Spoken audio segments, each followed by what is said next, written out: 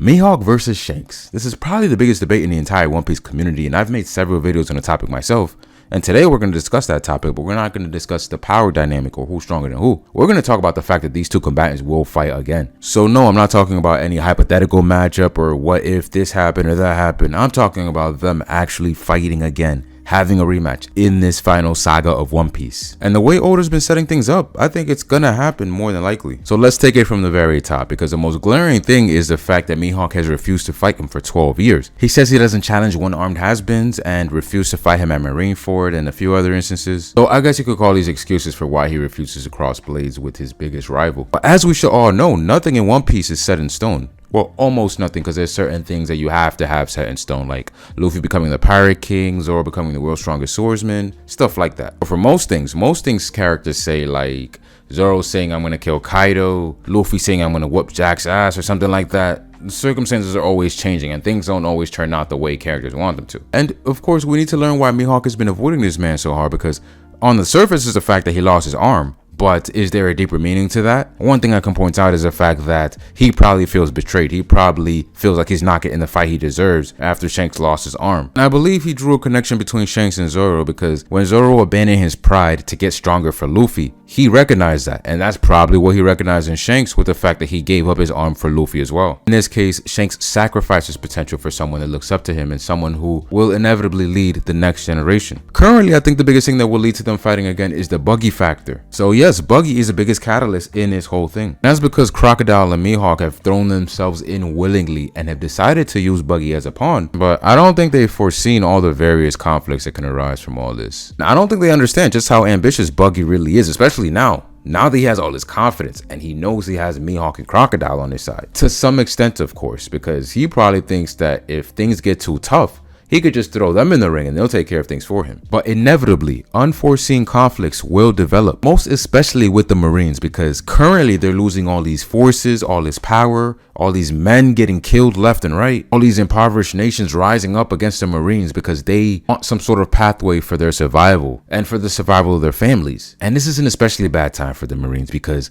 as they're having to watch their backs against normal civilians, the Rev Army is gaining more power every single day. They're gaining more support, and sooner rather than later, they're going to be bringing all this power to their doorstep. Just like on Onigashima, when the Alliance was greatly outnumbered and Tama turned the tides a bit with the Gifters. It's pretty much what's happening here with the Navy and the Rev Army, just on a larger scale, a much larger scale actually. The Navy and world government won't take this sitting down. They'll go to the persons responsible. And although most of the world is fooled and thinks Buggy is this all-powerful emperor, influence unlike any other, to those it concerns the most, they know where the actual power lies in this cross guild. They know it's Mihawk. That's why he has a higher bounty than this supposed emperor. And Sengoku mentioning how they have to do something soon before this cross guild leads to the Navy crumbling, I think that he will lead a force to try to take them down. Because honestly, at a time like this, who else can? The Marines, or the most powerful of them, are all occupied right now with other conflicts. And of course, Sengoku has the choice to choose between going after Garp and helping him out, making sure he doesn't die against the Blackbeard pirates, or ensuring that the Marines do not fall. The way I see it right now, he probably understands that this whole Kobe thing is very personal for Garp, and he'll leave him to handle it on his own because he wouldn't want him to interfere. Even more importantly than that though, if someone doesn't do something about this cross guild thing, they're gonna ultimately meet their end. But it's not just the Marine side of things, it's also the pirate side of things, because Buggy has declared he wants the One Piece and he has supporters who are fired up, ready to help him in this cause. And the fact that Shanks has also declared for the One Piece at this time, it's gonna lead to a matchup between the Cross Guild and the red-haired pirates, especially because of the biggest elephant in the room, and that's the man with the burn scars. And the way things have been shaping up, he seems to be the biggest factor in this whole thing, in the whole race for the One Piece,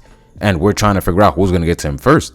And I think it's possible that Oda may throw things off completely and have Buggy reach him, or Buggy know something about him. It may give him an edge in the race for the One Piece. And truth be told, this whole Buggy thing is the biggest gag in the series, and I don't know. I feel like Oda might take it all the way. Oda might make Buggy the Pirate King, you know, because I know people probably would have thought that he would have never become a warlord or even an emperor. You know, that's crazy enough as it is. But he might go all the way and temporarily become the Pirate King, or at least have an edge in the race for some time. So Buggy's unbounded ambition might lead the red-haired pirates right to the Crossgill's doorstep, and it could easily be a situation where what Shanks desires might conflict with what Crocodile and Mihawk desire. And the thing is, Shanks versus Mihawk isn't this thing where Mihawk is just incapable of fighting him. He can't bring himself to fight him. It's not like Sanji, who just can't fight women, who is physically incapable of laying a hand on a woman. Mihawk, if he has to, if Shanks messes with him the wrong way or he goes against what he wants, he'll absolutely bring out Yoru and cross blades with this man. In a case like Marineford, he refused to fight him because he wasn't about to take down someone he considers a friend for the sake of the world government. He wasn't going to take their orders against someone who he places higher value on. And he especially won't do that for Buggy. He's not going to take orders from Buggy in this regard, but he'll definitely do it for himself. As we're going towards the end of the story, Mihawk needs Feats. It's been 25 years and Mihawk hasn't fought anybody worth noting. He needs proper opponents to properly set him up for the fight against Zoro, because it would be lame if he just showed up to fight against Zoro at the end of the story without even having any notable dubs or any high tier opponents. So the hype factor is very real. In the final saga, we're getting nothing but hype. Don't let Oda fool you. You know, he's been blue balling fans for years, but he's a meathead to the core. He's been building all this up, all this tension between the top tiers and everyone else, specifically for the final saga. Just look at these last few chapters. Garp versus Aokiji, Shanks one-shotting Kid and Killer and obliterating the Kid Pirates. If he had everybody going all out and doing these kind of things in earlier sagas, like Marineford for example, it would not hit nearly as much as it's hitting right now. So the buildup was definitely worth the wait. And the thing with Oda is he knows how to gather intrigue. He knows what sells. That's why he doesn't answer questions like Mihawk versus Shanks or Admiral versus Yonko, Zoro versus Sanji and all of that. The less he addresses, the greater the intrigue, the greater the hype. So the question is, when Mihawk and Shanks fight again, who's gonna win? Who will come out on top? And the answer, honestly, is no one. Because on one hand, I don't think it makes any sense for the world's strongest swordsman to lose to another swordsman. So I don't think it makes sense for Mihawk to lose to Shanks.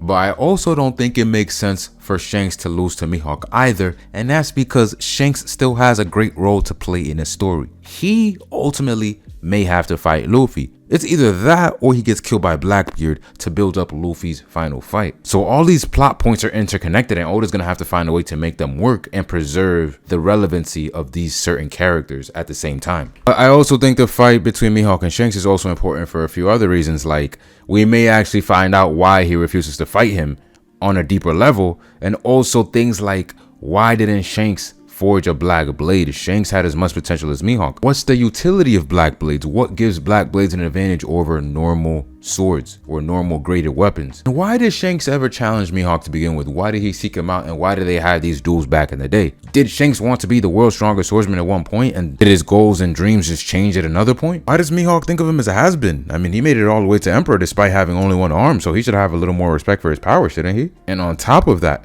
how did Mihawk become the world's strongest swordsman? Because me personally, I think he's the world's strongest swordsman without a doubt. I don't think there's any question to the authenticity of his title. But at the same time, I'm very curious to know how exactly he got there, because in my head, it makes sense for him to be the world's strongest swordsman because he defeated Shanks previously. But in all honesty, it may not be that simple, because what if there was someone else? What if there was someone else that Mihawk had to defeat to get to this level or get to this point in his life? So I think this clash or encounter will be important for answering these questions, because I don't think all of this can just be saved up for Zoro versus Mihawk and we find out all this later. I think the time is now, and the setup is certainly there. All Oda has to do is execute and deliver. And like I said before, this man is a meathead to the core, so he might want to make a clash with Mihawk and Shanks even bigger than what Whitebeard and Roger had. He might go that far. I think Oda actually sees Mihawk and Shanks as the modern day Roger and Whitebeard, so I can see all of that happening for sure. But as always, give me your thoughts. Tell me what you think is happening in this final saga and what you think is being set up for Mihawk and Shanks as we inch towards the end of the story. Comment all your thoughts down below, but also don't forget to like the video, subscribe to the channel, and hit the bell for more videos just like this one.